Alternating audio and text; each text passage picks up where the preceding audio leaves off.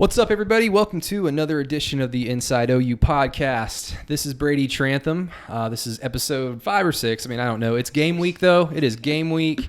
And for the first time in the Inside OU podcast, a small little history, we've got all three horsemen in the same room. So Rufus Alexander to my right, Mr. John Hoover, who is wounded right now to my left. John, go ahead before we get started. You're going to have to tell everybody this story because it looks pretty painful. I'm playing hurt. That's all this is, man. It's game week. It doesn't matter what happened. Got to get on the field. Got to get out there. So OU this year celebrating their 125th college football season, and they have hung signs off of the light posts all around campus. Problem is the signs are about 5 foot 8 inches high, and I walked right into one. I was crossing the street like this, Jenkins. Trying to get across Jenkins to get to my car, and whew, full speed walk. So anyway, here it is for the folks on camera. Yeah. It's horrible. That is why he's sitting to the left. Brady. John, admit it. You're a millennial. You were looking at your phone and you ran right into it. I was trying to get across the street. I was trying to stay alive. I'm taking a few people gonna crush into it for the game. Oh, yeah. Oh, yeah. I mean, there might be some inebriated people. I mean, I can't confirm nor deny what's going to happen. I mean, I'll definitely be out there, so hopefully I don't kill myself. But, yeah, everybody, football season is finally here. We got to watch some pretty wacky, boring games. Miami, Florida wasn't too boring. A lot of stuff happened. What? It was weird. It was weird. It was a weird game. Yeah, and by the way, for everybody watching on camera, sorry that I have to awkwardly shove a mic in John's hand, but only got 2. Budget. The budget is low. No, Miami. Need more subscribers so we can get the budget high. Oh, hell yeah. How about that? Miami, Florida was fun in that a lot of things happened in it, but it was poorly played. But it was fun. I mean, that last quarter and a half, it was interesting. Nothing fun about that game. I mean, offensively, they both were as bad as it gets. I mean, Florida for all the antics that Felipe, whatever his name is, does on the sidelines, going to the crowd. Yeah. I mean, they wasn't very impressive defensively. If the young kid, what's his name, Williamson, I think is the quarterback for Miami. Oh, Darren, is it Williams? Jaron Williamson. Yeah. It's not Tate. Yeah, if he would change the snap count, he would give his left tackle a little bit of a chance in the game. But he never changed his snap count. The offensive coordinator didn't even send nobody to chip on the guy or nothing. He just kind of sat him back there to get his butt killed. And Florida couldn't really do anything anyway. I mean, that SEC offense stuff is just, oof. I mean, I was bored out of my mind. I thought it was an entertaining game. But football is better than no football. Right. It was an entertaining game in that both teams were not prepared to play. Both teams were making mistakes pre-snap, personal fouls. Both teams wasn't tackling. Yeah, no tackling. And let's remember, guys, Florida right now is the 8th-ranked team in the country. Yeah, if they're the 8th-ranked team, that shows you right there the difference between a college football playoff contender, a national championship contender, and the 8th-ranked team in the country. That team's not ready to compete for a title. No. I mean, Hawaii game was a lot more impressive. Not for Sumlin, but it was impressive. No, I mean the only positive I can take out of Miami, Florida is thank God Miami wasn't ranked, because how long did LSU live off that ranked win over Miami last year? Even though Miami became an average to below average team.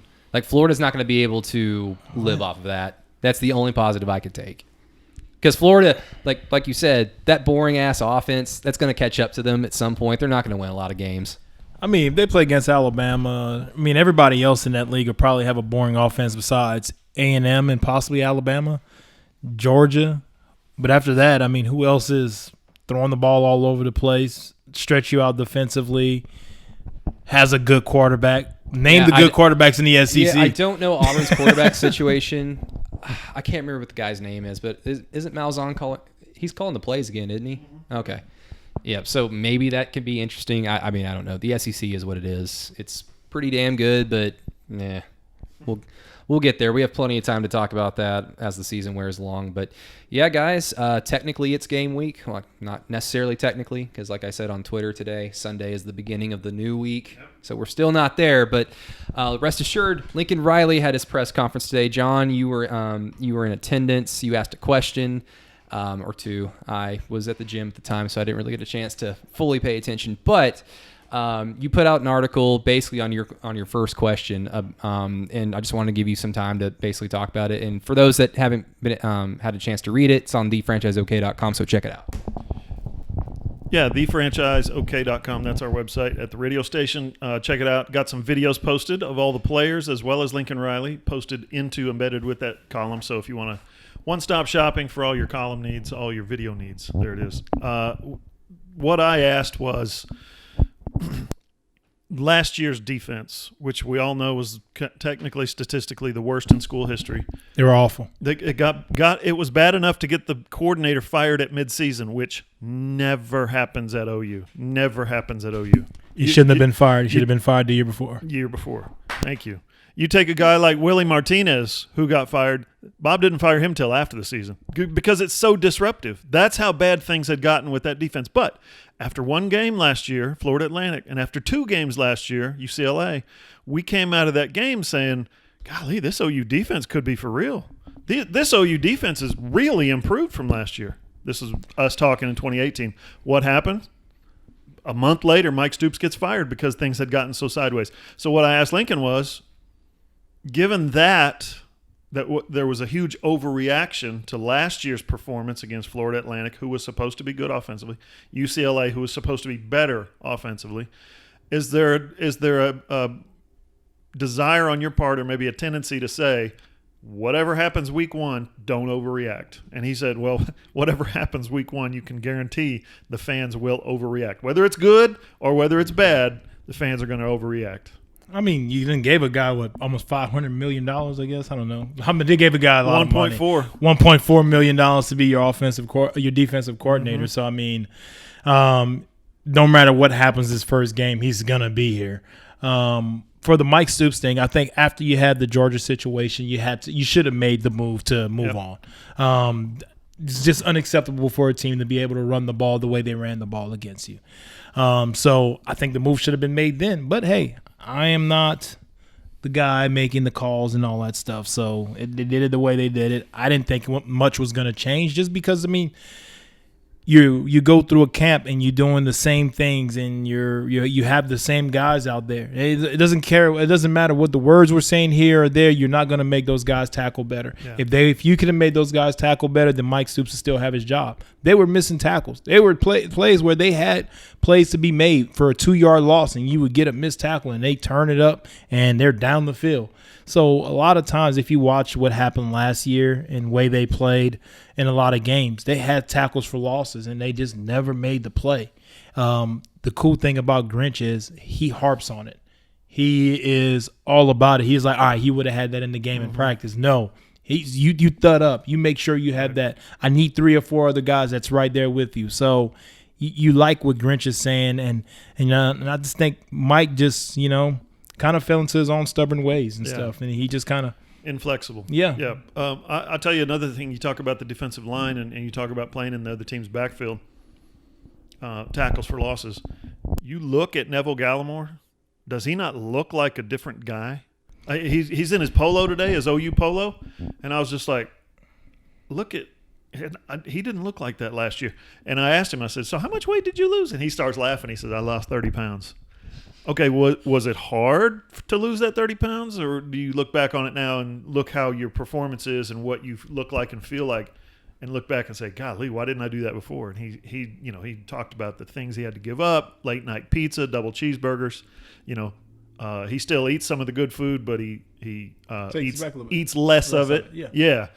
And the whole point is they've changed the way they approach themselves. They've changed the way they think about themselves. Neville Gallimore looks like a bodybuilder now almost. I mean, he's got the big old traps coming up and huge shoulders. He had them before, but they were under a layer of flab, right? Because that's how they wanted their guys to be: big space eaters, 2-gap players, and just get up there. And now they want guys to knife through the line and be quick, and disrupt things. I think that's going to be a real difference for this team and this defense this year. And definitely on that. I watched last year and watched how those guys look. And losing 30 pounds in college is not very hard to do. I don't think. Whenever I played, it was pretty easy to go up or down.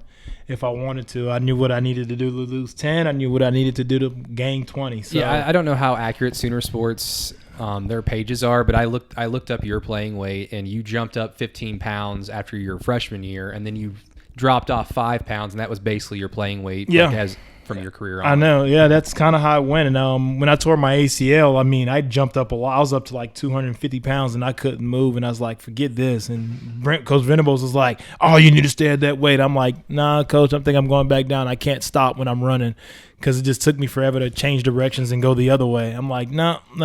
I mean, and it wasn't like it was fat. It was just muscle on top of muscle. I mean, I don't feel like being a bodybuilder running out there in pads. So I slimmed back down and got down to like 235, then got down to 225-ish and stuff, and like played kind of at that 230-ish range, which was fun. It allowed me to just kind of play and have fun, so it was good. I'm not going to say who he was referring to, but one time Venables was the best when it came to media. After practice, Tuesday night, one time he was telling us about a linebacker who couldn't change direction. It wasn't you, but it was one of his linebackers.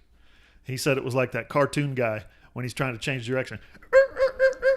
Like he has to hop on that one foot to get himself to stop. I think it may have been Lamont. It may have been Bupp. I don't know who could have been. It was, what year was it?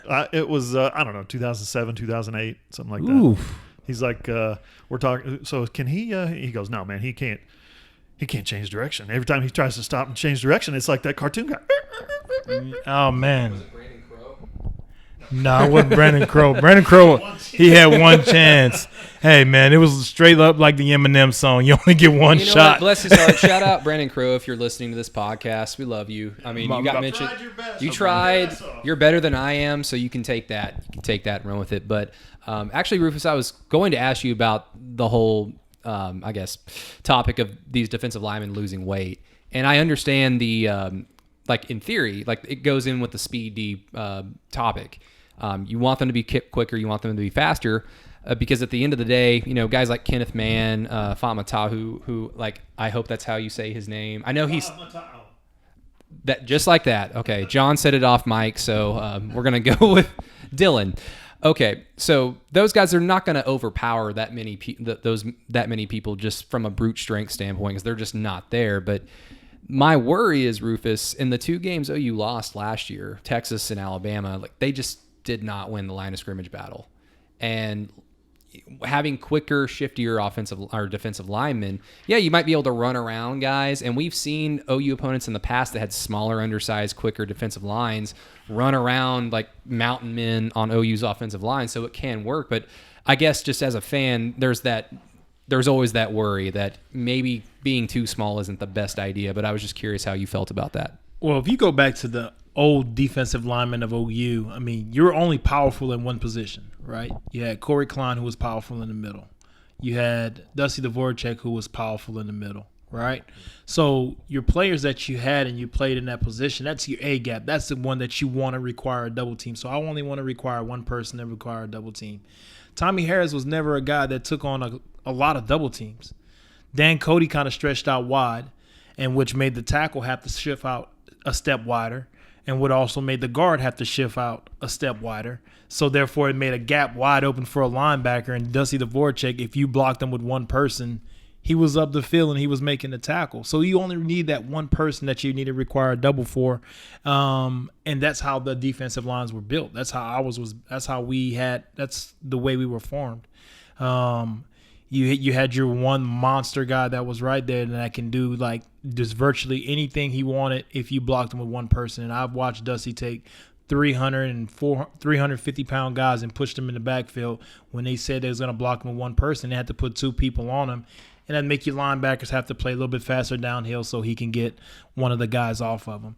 I think now with the smaller defensive linemen and what they're trying to do, I still think Neville Gallimore will be a force. He'll have to be somebody that have to be doubled when he come on the other side of the line, wherever they slant to. I mean, it's not going to be the slanting and moving and all that stuff. It's not going to be hard not to pick up. I mean, Neville Gallimore is either going to A or A.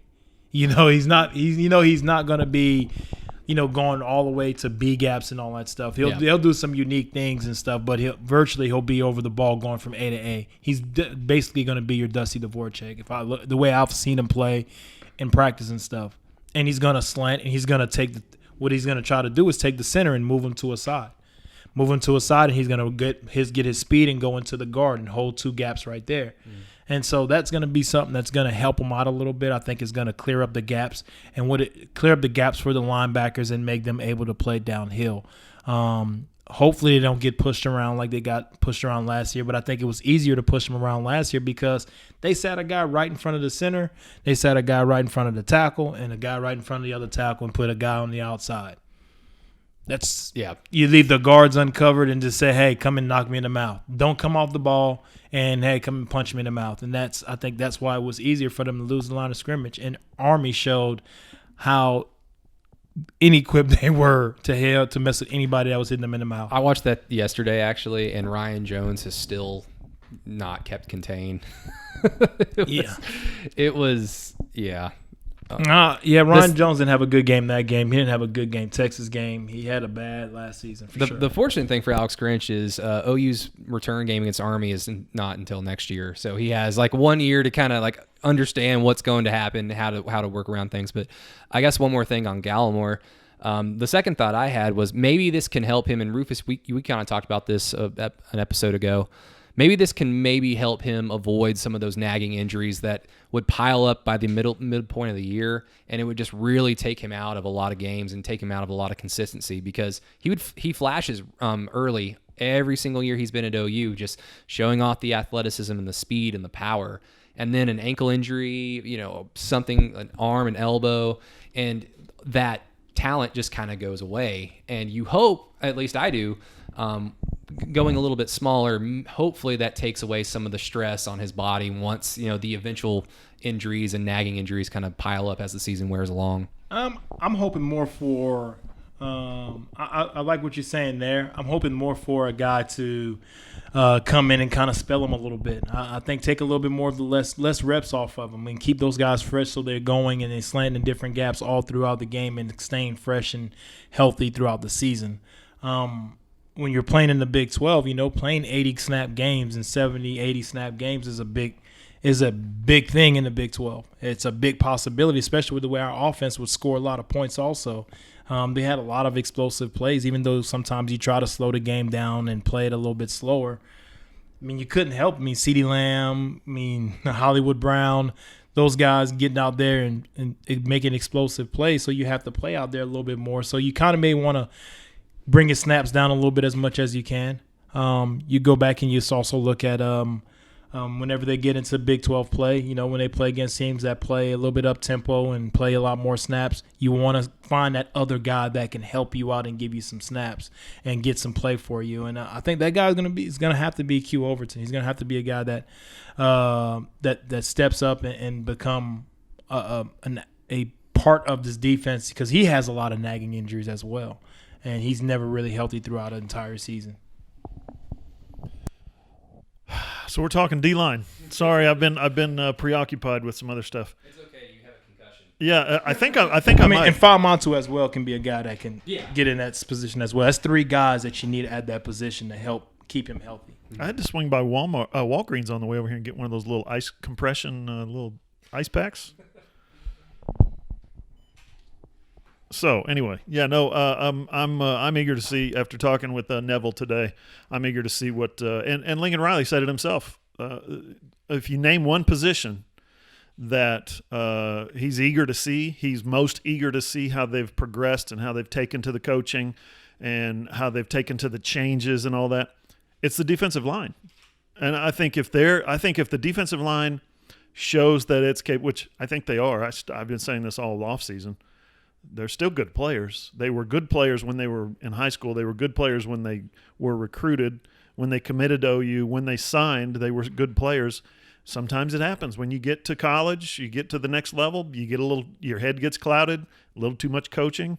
You start to see people lacking productivity. You start to see paralysis by analysis. I think that's what we've seen a lot of in the secondary, some at the linebacker, and as well as on the defensive line across the board for the OU defense. I do think that they will be better this year because Alex Grinch has instituted more acting and less reacting. So he's instilled also, I don't care what happens, the mindset of I don't care what happens as long as I'm doing it at 100 miles an hour.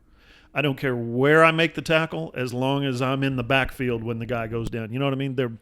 They've changed their mindset. Instead of grabbing a guy and waiting to see, is he running toward me or is he running toward – they're going to getting it. Yeah, I'm running straight through your face. They're going to getting the football, and that's been impressive. And then the other part of it is the easy part, the turnovers. Lincoln Riley, Grant Calcaterra had a quote today. It was just fantastic. He said, you don't even have pads on the first day of spring practice. He said, but first day of spring practice, that's the most worn out, the sorest, most beat up that I've ever been after a practice without pads. The first day of spring practice, because the defense was out there saying, watch this. And they were stripping at the football and hacking at arms and stuff. So Calcaterra's like, this is different. He volunteered that up today. This defense looks different, feels different. Yeah, and that's a good thing. I've been to a few spring practices, and I remember whenever we did spring, I mean, we were always jamming guys, hitting guys hard. I mean, you bump into somebody a little bit harder. I mean, especially Adrian. I mean, Adrian would try to run into you if he had pads on, if he didn't have pads on. So you either had to bump into him or move the heck out of his way. But defensive line-wise, though, if we keep on talking about it, I think a guy that's going to be giving him some good plays is Stripling as well. Is going to be a young player. I think he has really good moves at the D-line position. Who talked about him this past week, John? Who mentioned Marcus Stripling? I didn't hear that. Some assistant coach glowed about him, saying that he's really come on over the last few weeks. Tips? Was it Thibodeau? Probably was Thibodeau. Yeah. That would make sense. But yeah, I mean, Stripling, the depth has to be that's where it has to be. I mean, it doesn't matter if Gallimore is an All-American. He just needs to be at least solid, and then the guys behind him have to make an impact in one way or another. I think when you're going to look at it, I think you have LaRon Stokes is going to be a guy that's going to be an immediate impact person.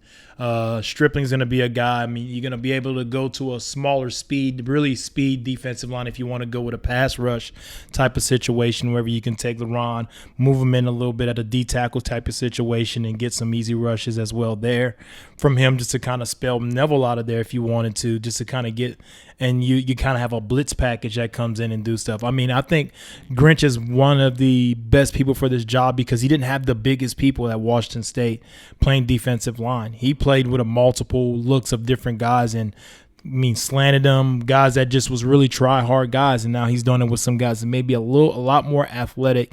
And then it also helps him out that they're getting Redmond back.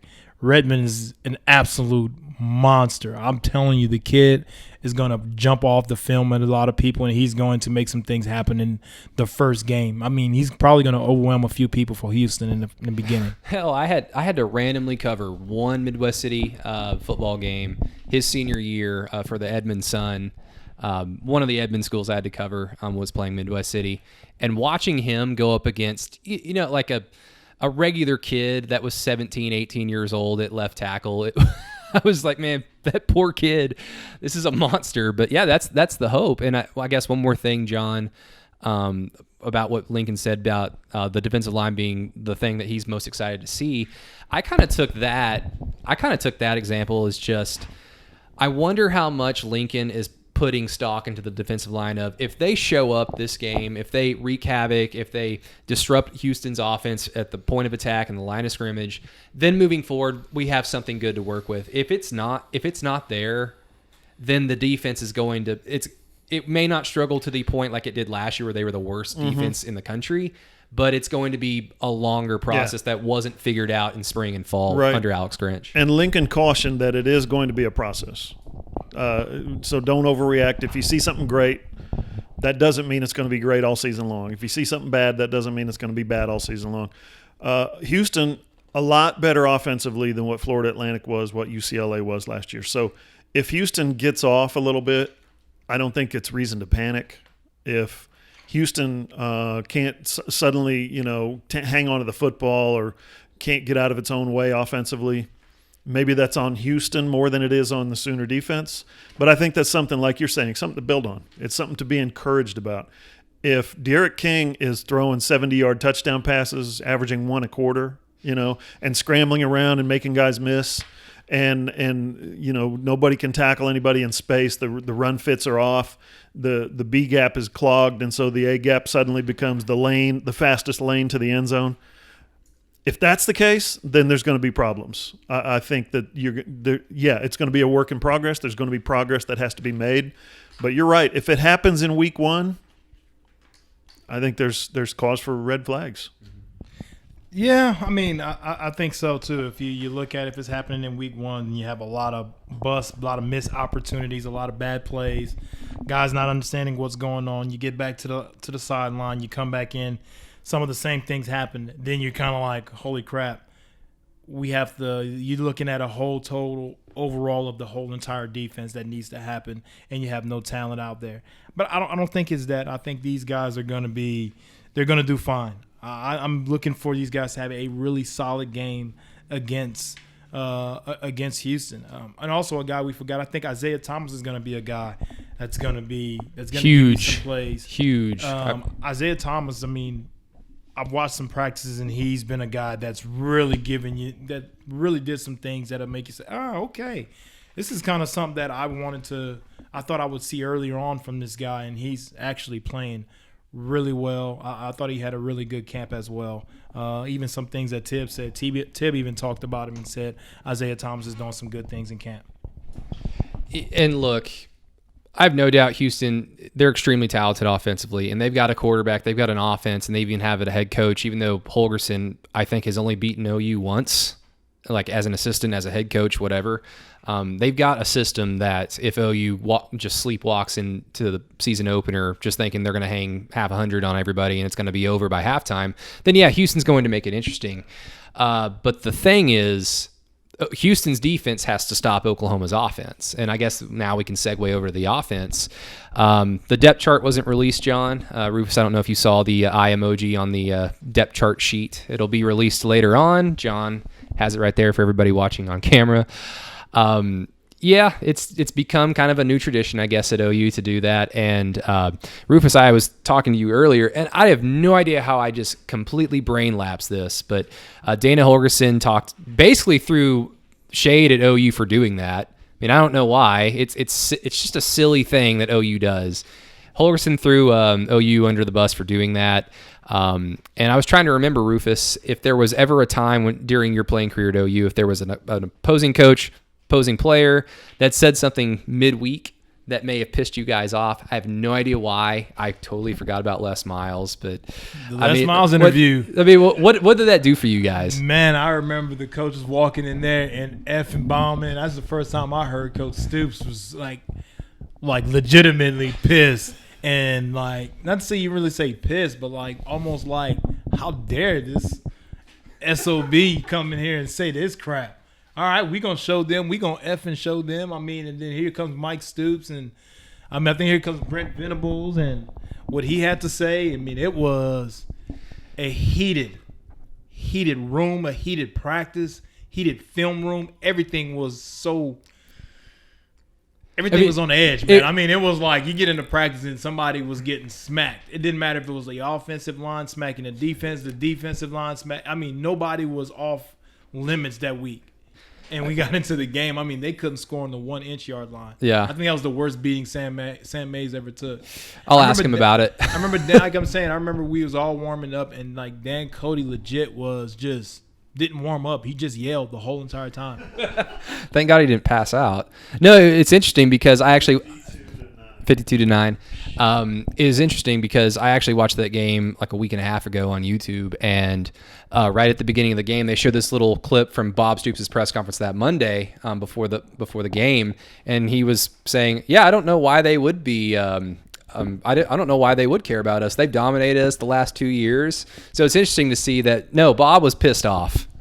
Oh yeah, Bob was legit upset. And it was a like I said, it was a spirited practice, and it was no letting up on anybody. Nobody could complain about getting hit. Nobody could complain about anything. It didn't matter. Get your ass up. Let's go. I mean, it was go, and it was, I mean, the juices were gone before the game even like took off. And I remember the day of the game, we woke up. It was like a little mist. It was a mist outside. It was misty outside. And I remember Brandon Everidge. Who else was it? It was I forgot. Was Brandon Everidge still there? Book was Brandon Everidge, and they came in the hallway. It was like a loud yell down the hall early in the morning. You never usually get somebody out there yelling loud in the hall early in the morning, and it was everybody in the hallway ready to go, and it was one of those games where you can feel it early in the morning that something was about to explode, and those guys was ready to go. That's awesome. I will recall for you my perspective on that game as long as we're talking about it. This will be an eye-opener to some viewers and listeners. I wasn't on the OU beat that season. I was on the OSU beat. So I was still working for the Tulsa World, 2003, my second year on the OSU beat. I was in College Station when OSU won that game. I was at the little dank, dark little under the stairs interview room when Les Miles popped off, and he said 2 teams are going to meet. One of them is the best team in the country. We're told. And the other one's a pretty dang good football team. We're going to see which one's which. And then, I can't wait for the Kansas game. Being up in the press box before that game, I was up in the OU press box. We didn't get to see whoever it was he was talking to, whichever sideline reporter he was talking to. Did you catch that on the game you watched? It was Jack Root. Was it? I thought it was a female. I thought it was a woman. Yeah, he talked to a lady. Yeah. Oh, it might have been. Holly Rowe or somebody. Let her rip. And when I got back and I saw that, I just thought, oh, Les, you did it in College Station and you did it in Norman.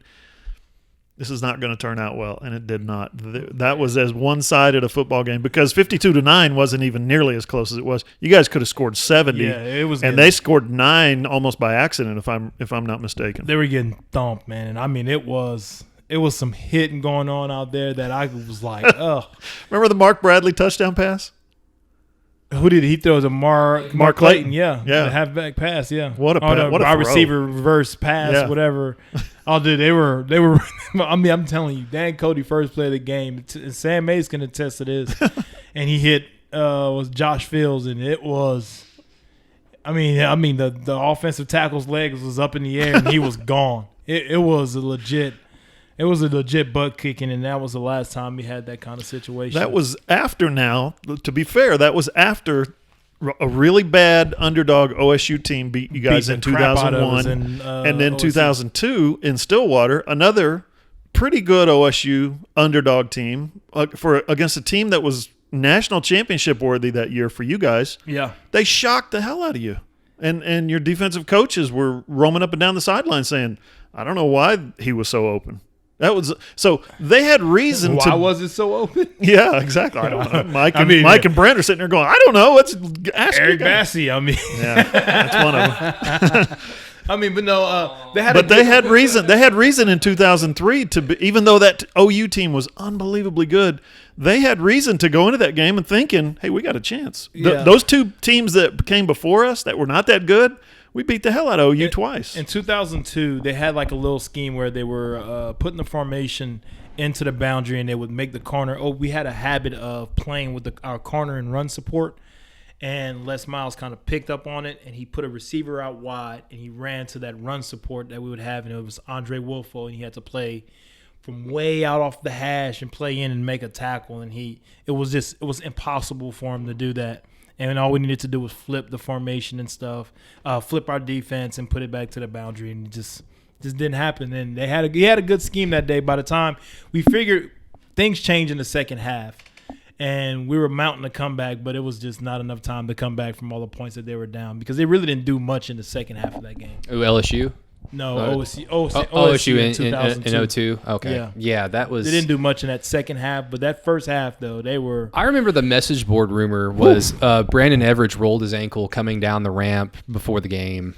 Did that actually happen? Yeah, he did. Really? Yeah. Okay. So that's actually true. When you're coming down that OSU ramp, when you're coming down at the end part of it, is like really slick. Like if you have cleats on, and it's like very, very slick. Yeah, and there's like 60 of you guys all running. You coming down, and everybody's like, hey, and it was said though, you guys be careful coming down the ramp. At the end of the ramp is going to be really slick. We all coming down the ramp. You know how Book is. She. That's classic words, but he's coming down and he's just bam. It was just was an awkward game, man. It was a weird game, but they got the best of them that day. Those things happen, but I guess like with Houston, I wonder because like Dana said that it wasn't of a Les Miles magnitude throwing shade. I don't think it's no big thing. It's no big thing, but I mean Grinch, Riley, they need to use anything that they can to get this defense. I mean, I have no doubt this defense is motivated. I think Dana's more worried about the casino than anything. Shh, don't tell nobody. You got to stay up late, get the jackpot, drink all those Red Bulls, stay up real late. But Rufus, I was just curious from the offensive standpoint for OU. I mean, what do you want to see? Do you want to see Jalen go out there and basically prove every single doubter like he's got the arm talent, he's got everything that it takes to run a Lincoln Riley offense? Or do you just want OU to just basically say, we've got an offensive line that they need to figure it out quickly.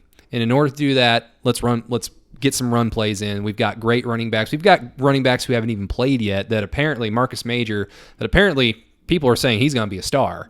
So you've got not only the running backs, you've got Jalen Hurts, who's basically a running back in and of himself. Go out there and just run it down their throat. So I'm just curious, what do you want to see? I want to see him run the ball. I love a good power run football game. I'm just saying, I'm going to say have caution because I think this offense takes a step back. You don't take a guy. Everybody said, well, he went 25-2 and the experience and all that stuff. That guy could not win his job back from a freshman who came in a half in a championship game after he won a national championship himself. After going to a championship himself and couldn't win his job back through a whole season.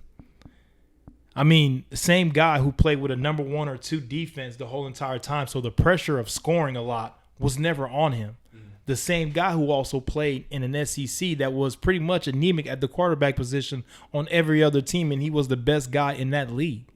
So I think you have to come in here with a little bit of caution because now you're playing with a whole brand new offensive line, and you may have to score points at a faster clip than you've had to score at Alabama. So what type of pressure does that put on him to be able to perform like that right now off the bat? Because Alabama, there wasn't a lot of those situations.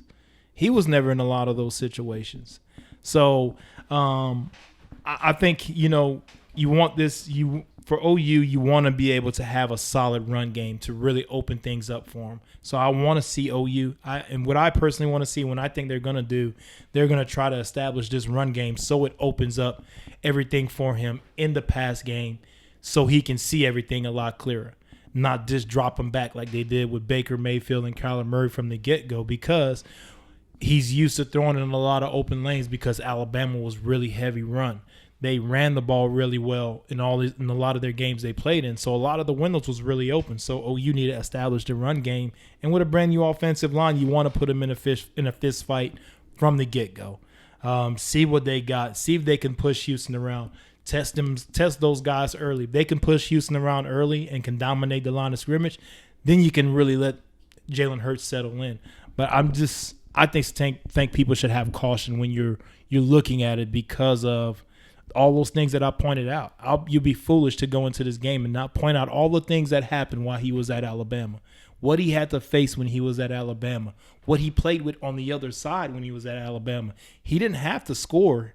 Mm-hmm. I mean, if he scored 14 points in some games, Alabama beat more teams 14-0. So the pressure of Alabama having to score 40 and 50 points was never there. OU, Baker Mayfield, Kyler Murray, those guys had the pressure of having to score 40, 50 points. So if this Houston game gets to where the defense struggles a little bit and learning their new defensive coordinator, learning their new defense, can he be a guy that go tit for tat with another equally good quarterback on the other side of the ball? I think he'll find it easier to do that playing a Big 12 schedule than he ever did in the SEC. But two things: when he was a freshman, when Jalen was a freshman at Alabama, he was out there running the read option, and he was out there running keepers and draws. He was part of the designed running game because he has the ability to do that. Alabama, Nick Saban and them had essentially had A.J. McCarron. What's the redhead's name that's on TV now? McElroy. Greg McElroy. They had quarterbacks who were nothing but pocket passers, okay? He gets in there and he's like, I can do some other stuff. Nick Saban never had a quarterback like that, so he used him to rush for almost 1,000 yards his freshman year. Freshman of the year, offensive player of the year. I think you're going to see some of that. I think you're going to see him be a guy who, in Lincoln Riley's offense, where everybody is fearing tempo and everybody's fearing wide open running lane, wide open pass routes and seams down the field that nobody's covering. I think you're going to see Jalen surprise some people unexpectedly with the run game. And the reason I say that is a brand new offensive line. 4/5 of the offensive line, 80% of those guys essentially never played before in college football. That's the thing. That offensive line right now, to me, is the thing that needs the most work, the most attention. Defenses are going to gang up and say, you're not running the football on us because we don't think Jalen's going to beat us with his arm. We're going to stack 8 in the box. We're going to stack 9 in the box sometimes. And that's where Jalen is going to be able to come in and say, okay, you're going to take away the run game. You're going to take away Trey Sermon, Kennedy Brooks, T.J. Pledger, Marcus Major, whoever else. Okay, fine. I'll keep it myself. And you're going to see him popping those runs out that Kyler. Remember, we would ask Lincoln last year, how much you want to run Kyler? Do you want to involve him in the run game? Do you want to design? And he would be like, ideally we don't. Ideally we don't want to make him a designed part of the run game. If he runs, fine, but we're not going to make him do it. I think it's going to be a little different with Jalen this year. I think they're going to make him do it. I mean, they may make him do it, but it's not going to be out of some zone, some way that Alabama did it. I mean, you may have a few little power QB counters or whatever. I mean, it's basically just the same thing without the running back. Please, on 3rd and shorts, just do it. It's just don't overthink it. Yeah, I mean, it's going to be something. I mean, he's a big guy. I mean, it's not. I mean, it's no secret he is a big guy, but he's going to have to, when they go 9 in the box, you can't run the ball with Jalen Hurts. You have to be able to make them guard all the receiver weapons that you have out there. That's the difference in the offense whenever you have a Kyler Murray, you have a Baker Mayfield, those guys. And that's what I think made him lose his job to Tua Tagovailoa, is because when they put 8 or 9 in the box to stop the run and Alabama couldn't run the ball, he couldn't drive the ball down the field. You get into those situations where it's 3 yards, 2 yards, 3 yards, and they blitz people, and you can't get the ball down the field. That's trouble.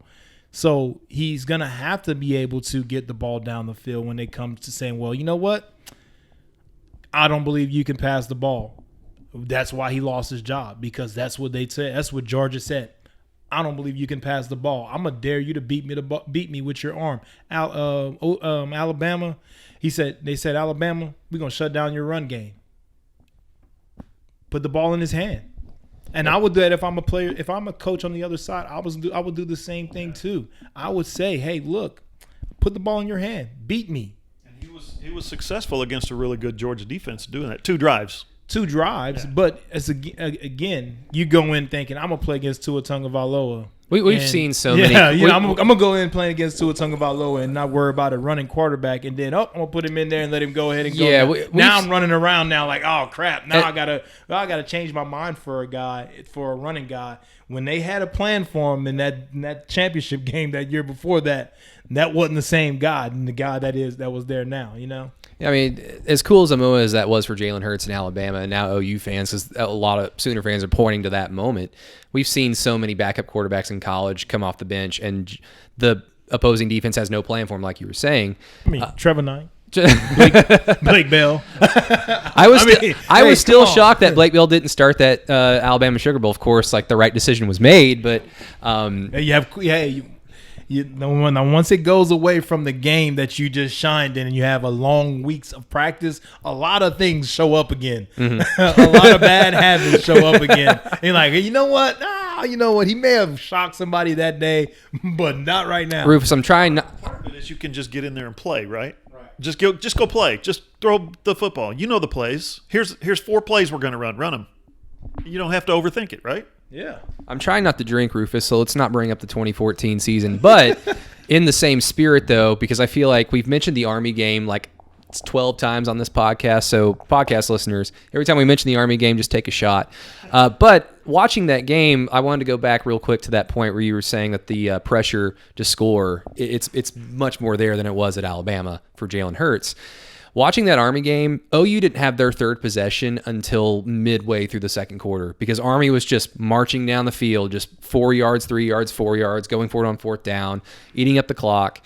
And to OU's offensive thank you, Army, for stopping doing that and just said, hey, I'm going to throw the ball. I'm going to just randomly throw it. Yeah. To OU's offense's credit, they did score 3 touchdowns on their first 3 drives, but as the game wore on, that pressure started to mount because the clock was getting later in the game and OU hadn't pulled away yet. But it was mainly because OU's offense hadn't touched it. And the second the offense had to punt, that's when the momentum of that game really swung. And that's the fear. I guess if Jalen Hurts hasn't made the necessary improvements to his game, that's the fear that you have. That pressure is now there much more so than it was at Alabama. Can he do it? But I guess to what John was saying earlier, the main question is, does the Big 12 have a defensive unit that can do that can dare Jalen Hurts to beat them with their arm outside of Texas, but even Texas, Iowa State, and they're playing against Houston this first game. We over there jumping in the Big 12. This is not a Big 12 off. This is a different defense. Fair enough. I mean, so we have to see how they play against Houston, and Houston have guys. They have guys that can play. There's guys that live right down the street from Houston that said they're not leaving home and went to Houston. So you're looking at a place that have guys that can really play the game, guys that OU would probably have offered to come to their school. So you can look at that and say, well, Houston's going to come out there and play with a lot of athletic guys with speed, with guys that can cover the ball. Although I think Houston's pretty thin at the cornerback position, but they're going to come with some guys that's very athletic at the defensive line position, that's very athletic at the offense, at the linebacker position. I played against Houston. And they came, with Art Briles. I mean, and they came in with a good skill set and a good set of guys that can come out and play and they can run by you and do different things. So don't come into this game and just think, well, this because this is Houston. This is not a Big 12 style of defense. But, I mean, you have a Big 12 coach now coaching him. If he goes to the 3-3 stack, that's the thing I would say. How will Dana Holgorsen come in here and play defense against OU? Will he continue with the 3-3 stack defense? If he does that, OU scores 50. They will run the ball down their throat. Yeah, no question. If just like they did every year with West Virginia, if they come light with that line, with that front seven, OU will run the ball down their throat. 350 yards rushing, easy. Yeah. But here's something else I'll say too. Ed Oliver's not walking through that door. Hell no, they like. Hey, I mean, every guy, even Creed Humphrey, could be thankful that Ed Oliver's not walking through the door, because he manhandled the whole entire anybody on the offensive line that wanted it that year they played against him. He gave it to him. True freshman. You want it? You want it? You want it guard? And he was out. He made every tackle he wanted to make. Up and down the line. You remember those? It was one of the more dominating defensive line positions I've seen play in a while. I know we're talking Houston defense right now, but remember those receivers kept making those plays? That to me was one of the first games of the end of the Mike Stoops era, when those receivers would just go down and body guys up, go up and catch a jump ball. Kerry Cook's recruited 5 foot tall. Yeah, it's like, what are you supposed to do right there? How are you supposed to defend that? What do you want Mike Stoops to call? Hey, man, I can drop a linebacker over there to help you. But hey, help me out. I mean, there's nothing that Mike can do. I mean, I guess we can argue about Mike another day, but I mean, Mike had his opportunities. We will, trust me. And I think I don't think Cooks and Mike meshed well. I don't think their concept of what they wanted and how the recruiting was going kind of meshed together, because smaller corners really didn't fit what they needed to play against the wide receivers that was in the Big 12. I mean, everybody was 6'4", 6'5", and you're getting smaller and smaller receivers. Who the hell are they going to cover?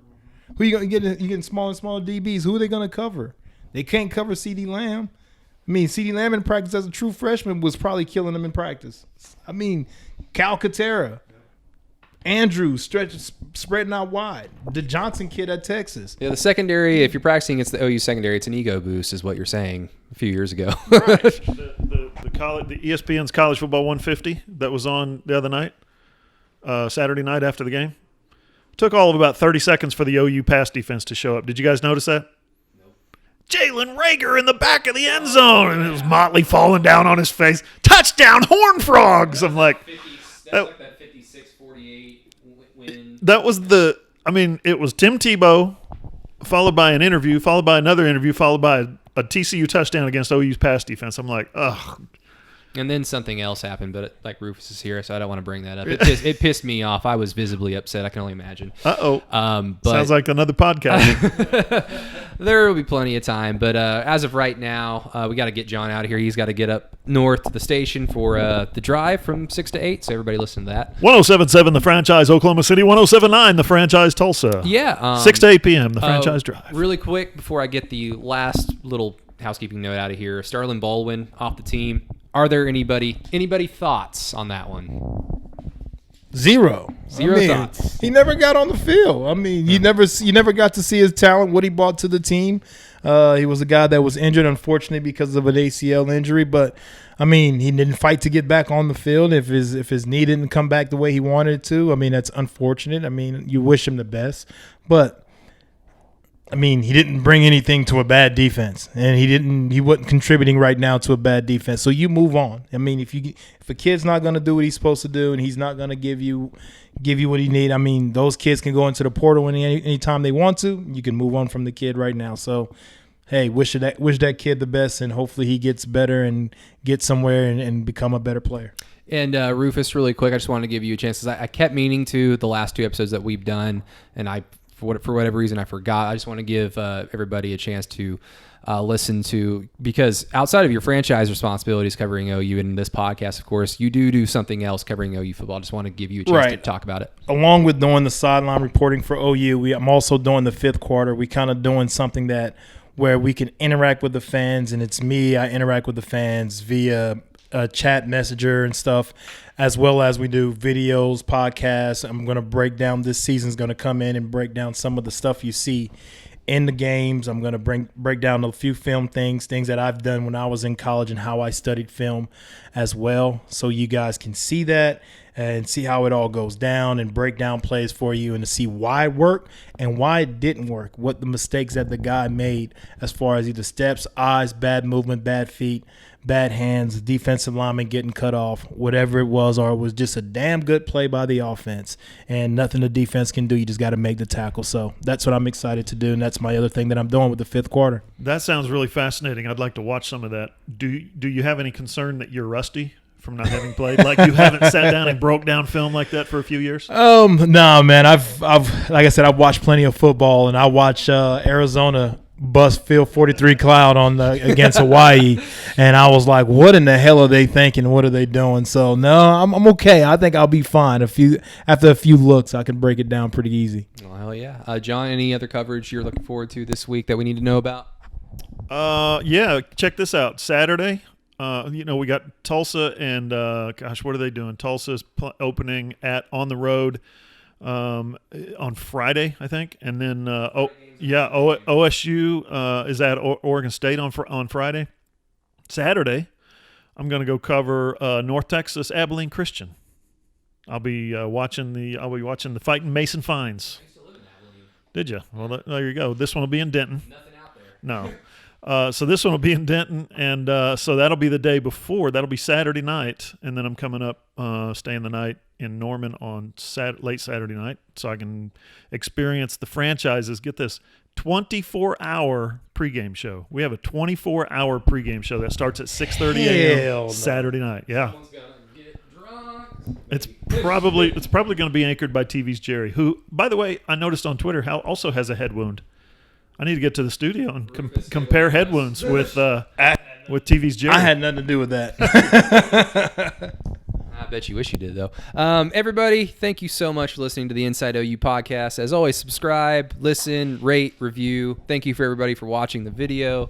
The video is up on John Hoover's YouTube account, so just type in John E. Hoover, find him, subscribe to his page. You'll get all the video from not just OU coverage, but from the podcast as well. But for Mr. Rufus Alexander and Mr. John Hoover, this is Brady Trantham, and y'all have a good rest of your day.